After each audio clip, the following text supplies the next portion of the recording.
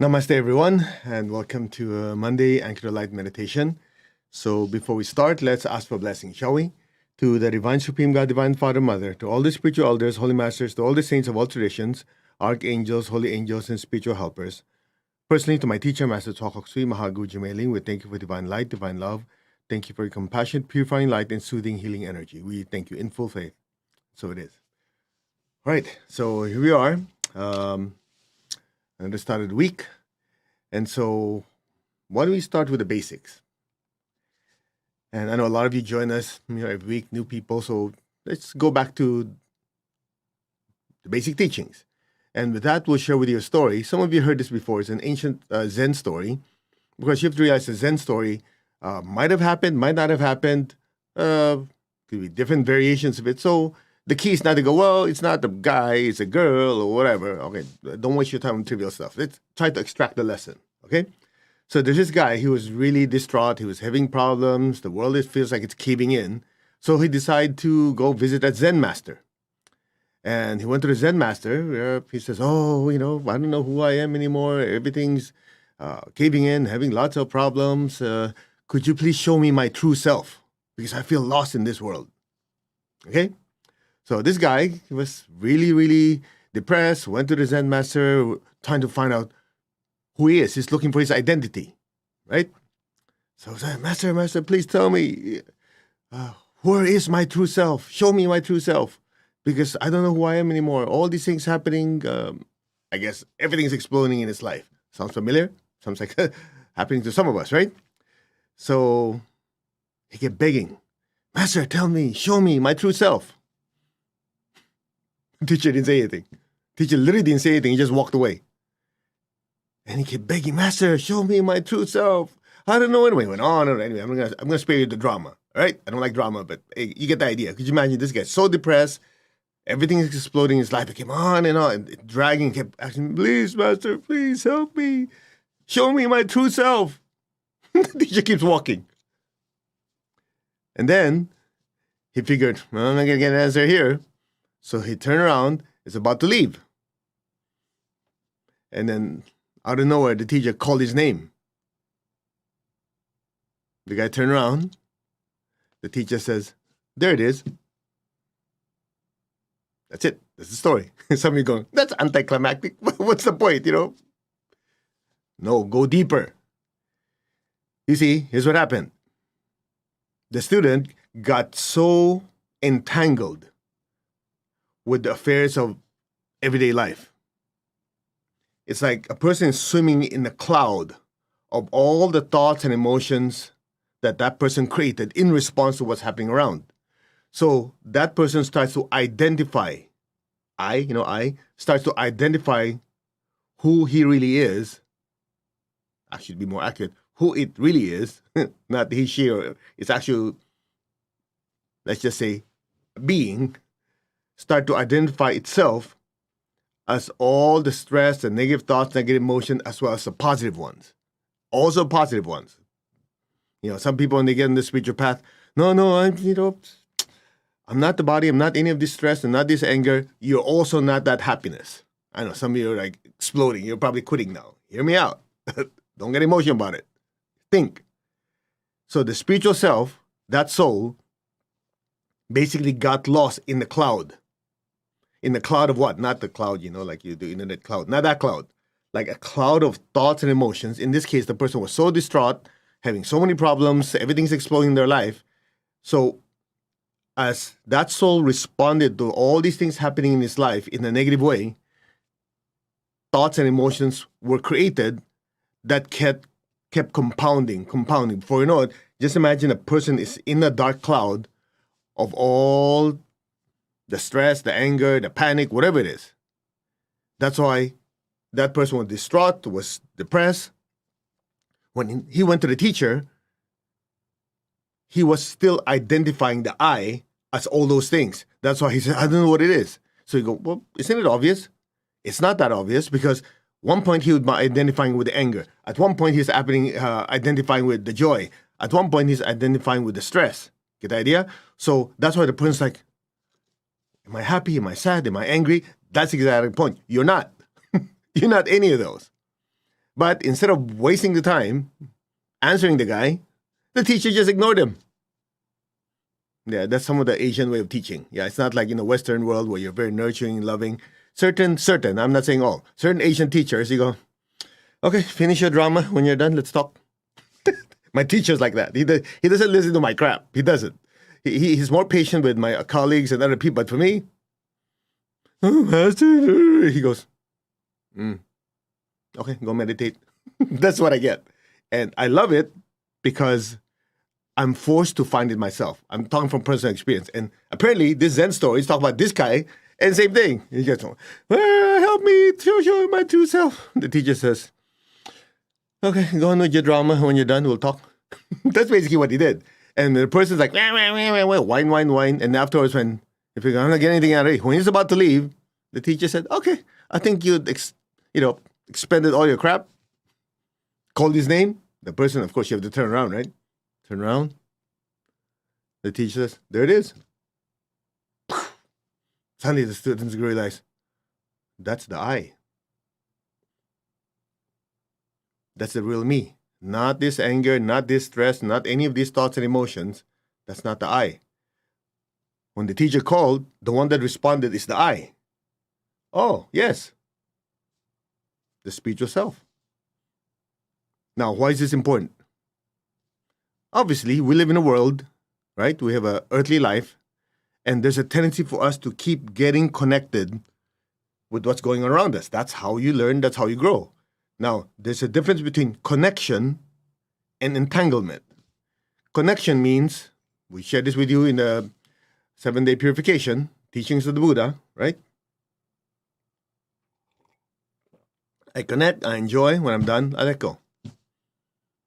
Entanglement is like this. The next hour, 2 hours, 3 hours, you're still holding on to it. And then before you know it, you're holding to something else. You're holding so many things, and you won't let go.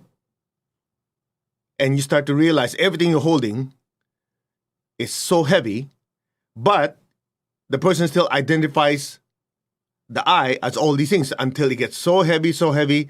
What? All these things we're carrying and we're connected deeply and entangled start to weigh us down. And when it gets so much, then we start to think the I are all these things we're hanging on to. That's what you call entanglement. So oftentimes in the Buddhist tradition, people, I'll just say mistranslate or misunderstand. They say the cause of all suffering is attachment. It's not attachment. It's the ability to detach from those attachments because you have to attach to something. I can't just say, okay, I want to drink that water. Come to my mouth. That's stupid. So you have to do something, attach to it, connect to it. That's attachment. Nothing wrong with attachment. The problem is the ability to detach. So when a person is so attached with so many things and cannot let go, that's what you call entanglement. So when entangled with so many things, the soul, the spiritual self, gets lost and starts to think the I are all these entanglements. Then they're really screwed. The good news is, at some point, when it gets so bad, there's a saying, when you're at the bottom, the only way is up. Some souls needed to be hitting rock bottom before they see the light. Unfortunately, that requires some level of suffering. Now, the good news is, if you're watching this, you're listening to this, and you've been studying and you've been trying to learn, you don't have to hit rock bottom to get so entangled with all this crap around us, get so bad until you go, wait, this cannot be the I.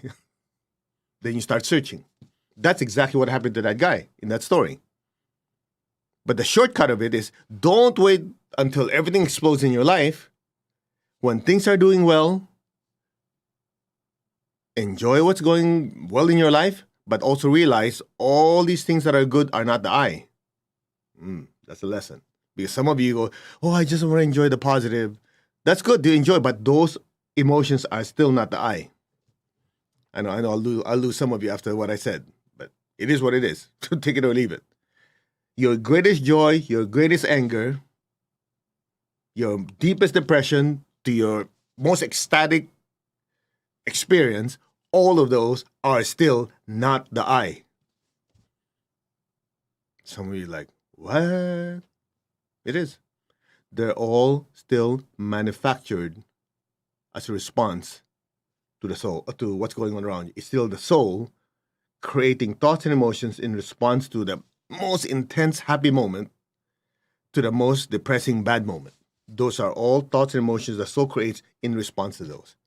Once you come to that realization, then you gotta go, oh, that's the real I. Now, here's the beautiful thing about this. This experiencing the I is not an on-off switch. It's not like today I am in, today I'm not, next day I'm not. It doesn't work that way. It's a gradual process. It's a gradual process. So as we go through life, we get entangled. Then we get disentangled. We get entangled, disentangled. Make sense? And at some point, going through this process, assuming you have the yearning for enlightenment, which every soul does, it's just a matter of degree. At some point during this entanglement, disentanglement, and so on, at some point, the soul starts to have some realization, I do have the ability to get entangled, disentangled, attach, detach, and then at some point, the soul starts realizing, hey, wait, I do have the ability to choose whether I want to attach, how long to attach, and when to detach. Okay, watch. That's one. Number two, they start to notice also what the Buddha said about impermanence. Nothing's permanent. Everything's ever-changing. So they start to realize, I could have a great, intense moment. I was in front of an audience of how many thousands of people. I sang, I danced, I talked, whatever it is, and people are cheering. I felt so elated. I got off stage. I'm still feeling it. I'm feeling it. I'm feeling it. The next day, I'm kind of feeling it. By the third day, I'm kind of feeling it. A year later, I'm not feeling it. So even the greatest joy, the greatest intense moment is impermanent. It's temporary. Okay, hold on. That's one side. The other side is, let's say you had a negative experience. Something bad happened, somebody passed, or somebody insulted, whatever that negative experience is. So that intense moment, right? And then after that event is over, it lingered. Same thing. 1 day later, you're still upset. Maybe you're depressed. 2 days later, still. A year later, you go, oh, I still remember the memory. When I remember it, doesn't feel good, but anyway, it passed. See the difference? Whether it's a positive intense emotion or a negative intense emotion or energy, it's still temporary. Why is it temporary? Because in each case, the soul is experiencing that and creating certain thoughts and emotions in response to it. And so as time goes by, guess what happens? We get distracted. Something else comes up. Something else comes up. This shows that nothing is permanent. Everything is ever-changing. So at some point, the soul starts to realize, it's just like when you're driving, you see scenes changing, right? Now another street, another city, another place. At some point, you have a realization, go,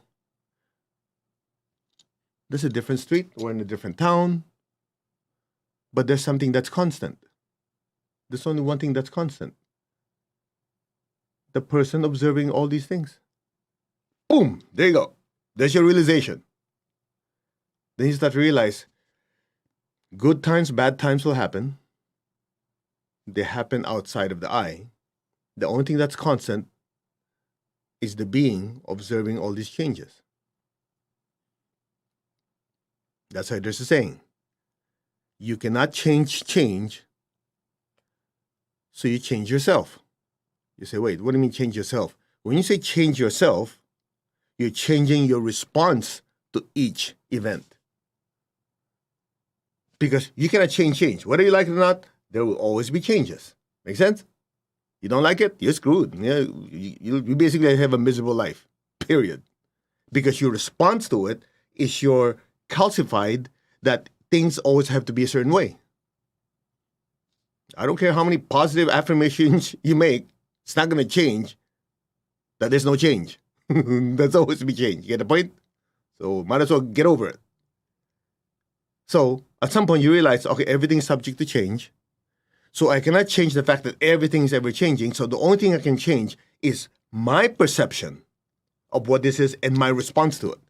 Translation, you cannot change. Only thing you can do is change yourself. Once you can change yourself in the ability to respond to it, you're free. You're free. You can have the most intense, most ecstatic experience, and you're like, man, this is the best, greatest, and then you go, that's nice. It's not going to last. I'm going to enjoy it to the best I can, but realize that things could change. Just as when things are not doing well, that too can change. That is that. I know some of you saying, yeah, but I'm not like that. I'm the kind of person. Well, you know the answer to that statement, right? Change your perception. Yeah, but you don't understand. I'm a very emotional person. That's fine. Then control it. You can do it. I'll prove it to you. Have you ever happened to you like you're going through a certain argument or you're going through some emotional crap, whatever, and somebody knocks on the door and you go, yes, hello, how are you? You can change yourself like that. You just have to have a compelling reason to. Right? It's just like you're in your office, you're screaming, yelling, you're going crazy, and then suddenly you go, oh, I'm going to have a visit from the boss, the big boss, whoever that big boss is, somebody of authority. And you go, man, I have to put myself together. Okay. When the boss shows up, hello, sir, or ma'am, how are you? Yes, how are you doing? Oh, I'm great. Well, at that moment, what happened? You chose to be in a certain emotional mental state. How come you go, I don't care who you are? You're able to put it together, can't you? It shows you have the ability to do so.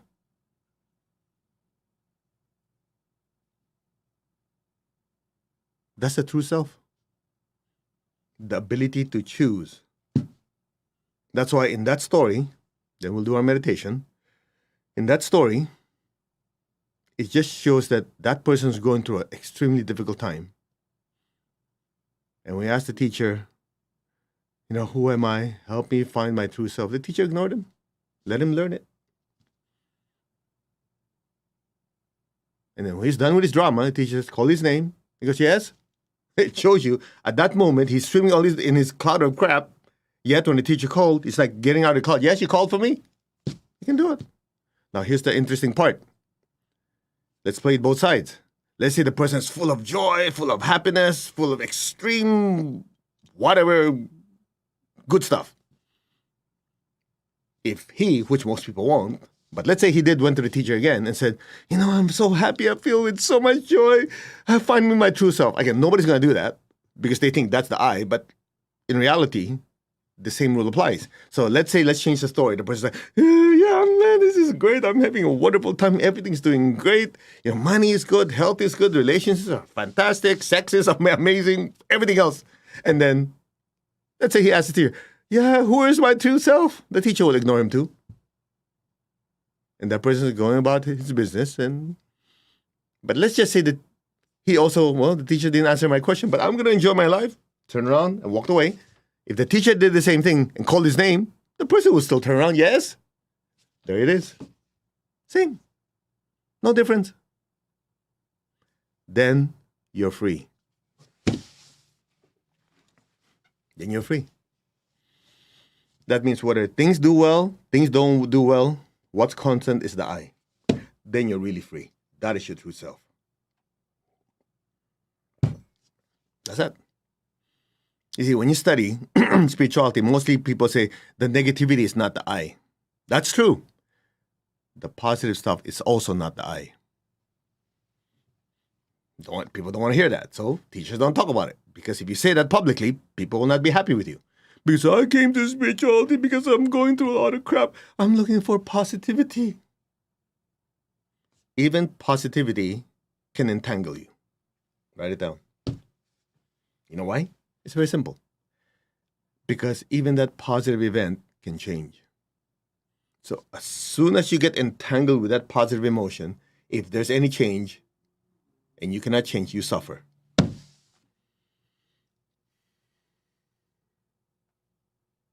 That's that. Very simple teaching. We learn that early.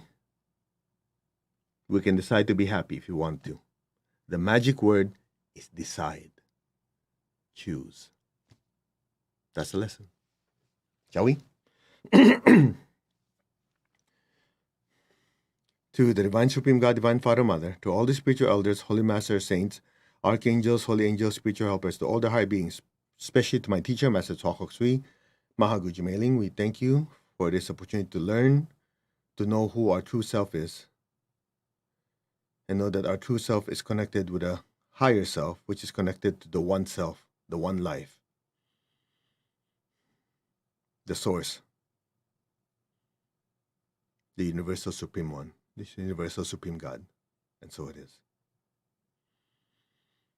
So gently press your crown with your right hand, left hand, your heart. Put your hand like this. Be aware of your crown. I am that. I am. I'm not the body. Sensations of the body, that's not the I. I'm not any of my feelings or my thoughts. The good ones, the bad ones, none of them are the I. I am the soul. The spiritual self, independent, existing independently of the body, the feelings, and the thoughts. That's the true self, the real I.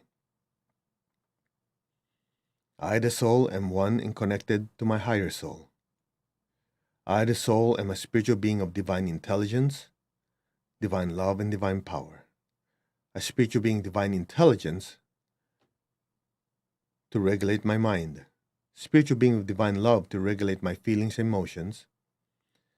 Spiritual being of divine power to regulate the tendencies and the movements of my body, the actions of my body.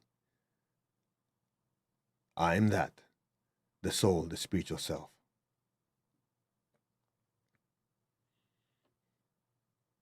I, the soul, am one with my higher soul. I, the higher soul, am one with the divine spark, which is one with the divine flame in the universe. I am that, the spiritual self. I am that I am. Be still.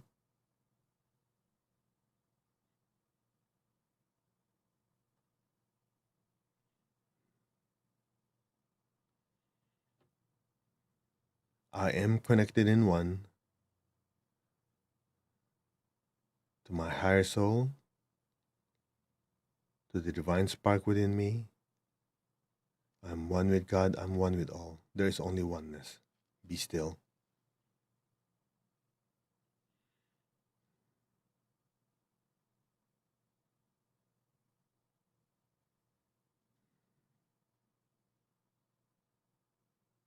Maintain your stillness, maintain your awareness, maintain your state of oneness.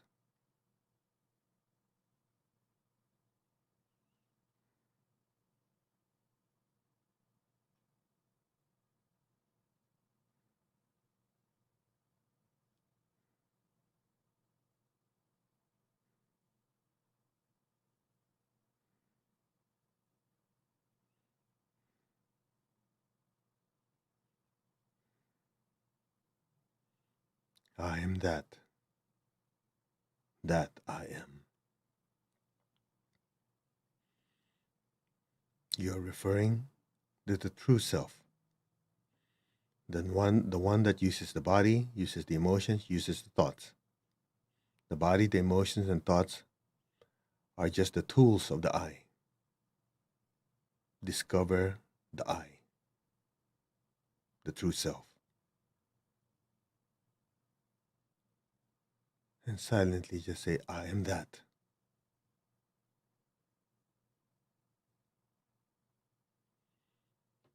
Dive into it.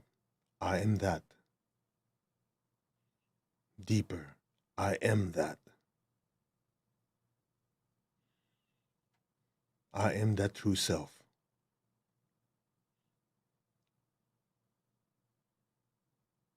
Existing independently of the body, the emotions, and thoughts.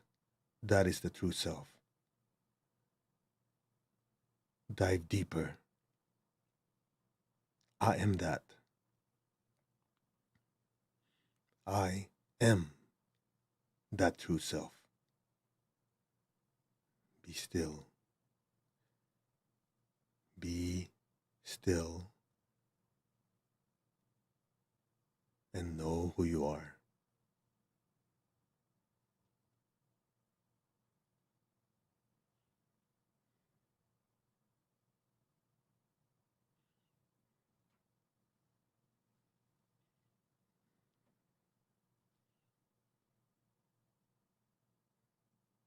Be aware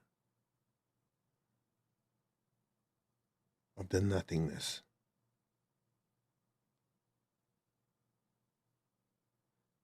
Be aware of who is observing that nothingness.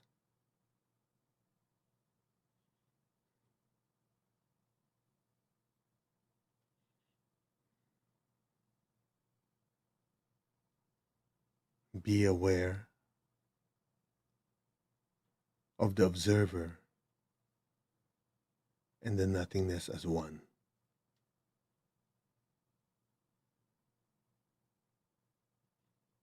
Be still.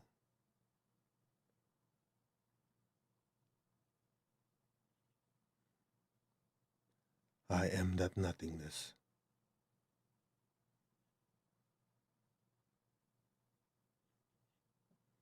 Be still.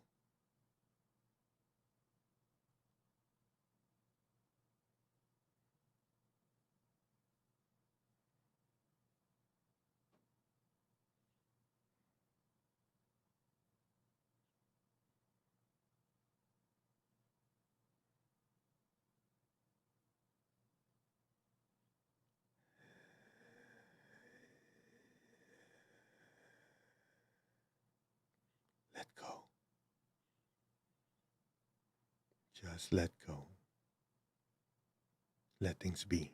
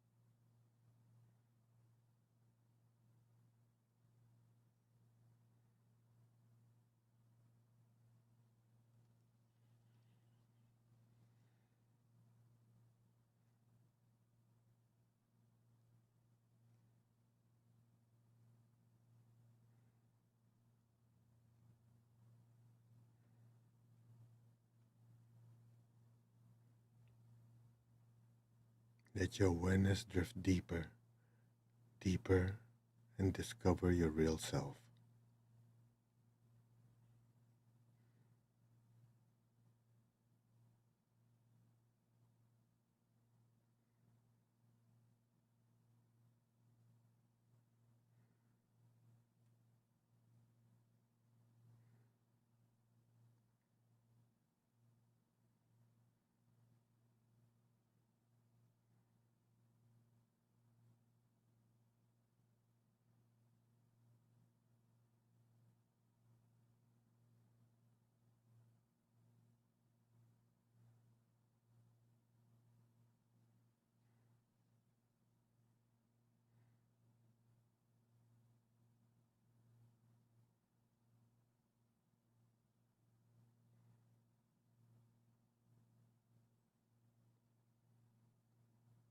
Gently, very slowly, very gently and slowly, come back to your physical body.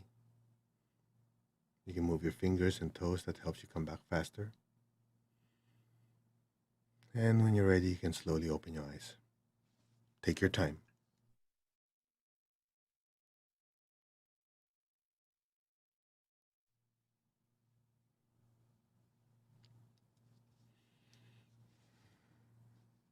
How was your experience?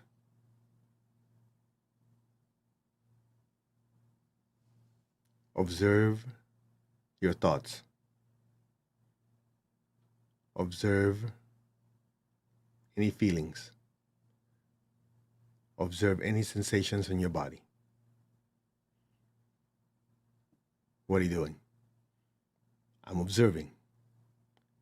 That observer is the true self. That's it. Simple. You do this every day, you control your life. You don't do this, life controls you. You decide. Now you choose to be ecstatic and happy, go for it. Yeah. At least you get to choose. So when somebody insults you, you can just look at them and go, that's interesting. But if you say that, they might get more pissed off. You just observe. Oh, okay. Somebody loves you, gives you lots of love and joy, hugs you. You go, okay, that's a good feeling. I'll enjoy it. That's it. Super simple. Why do people suffer? They don't know who their true self is. Now, here's the secret. The secret is how long we can maintain that awareness of who we really are. That is the secret. Right now, after meditation, you're there. Then you go back into your life, then you have different stimuli everywhere. So the question is, can you maintain the sense of the true self in the midst of all this? That is the secret. And it's as simple as this. The more you do meditations like this, where you keep remembering who you are and staying there for a long time, as you come back to your earthly life, as you interact with people, the longer that awareness stays. The longer that awareness stays, the more we can regulate and decide how much physical, emotional, mental response we're going to give to the situation. That's it. No drama, no anything. I know some people go, yeah, I experienced that one time when I went to this event, that seminar, when there's such intense music and and I got there. Great. Remember, that was temporary. Why is it temporary? Because it's a means to an end. The importance is not the means. The important one is the outcome. What is your target? The target is knowing who you are. So if you rely on all these things, all this to get there, and those things like whatever it is that you're doing to get there, it's not there, you're lost. Make sense? So the key is don't focus on the means. Keep your eye on the target. The target is to know who I am. That's it. And how much am I charging you for this? Nothing. But it's probably one of the most priceless lessons anyone can learn. Because from here, everything else is something you decide to do or not to do. Oh, I want to embark on this deeper spiritual practice. Okay, so it intensifies the knowledge of who I am. Great. Or you choose to, I want to enjoy the pleasures of my body first. Okay, I'm going to enjoy that cake. I'm going to enjoy this, enjoy it. But you go, okay, that's too fattening. Okay, I'll stop. Get the idea? Because once you're aware of who the I am is, you can indulge and enjoy, but also know that at any given time, you can pull yourself out. That is the most important, the ability to pull yourself out. If you cannot pull yourself out, then you have spiritual amnesia at that moment, temporarily, who the I am is. So what do? You don't cry, you don't scream, get depressed. No, you just go back to your practice. So essentially what you're doing is this, and then we're done. I've shared this with you before. It's as simple as this. The eye has a tool called the physical body. That's what you use to move around the physical world. The eye has an emotional body called the astral body to move around in the emotional world to feel feelings. The eye has this body or this vehicle called the mental body to be able to create thoughts, process thoughts, transmit thoughts, receive thoughts. That's called thinking. But the body, the emotions, the thoughts are just simply tools of the eye. So when you do our meditations, what are we doing?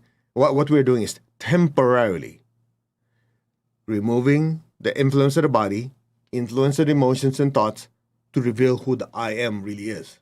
Once we know who we are, then we put it back so we can use it.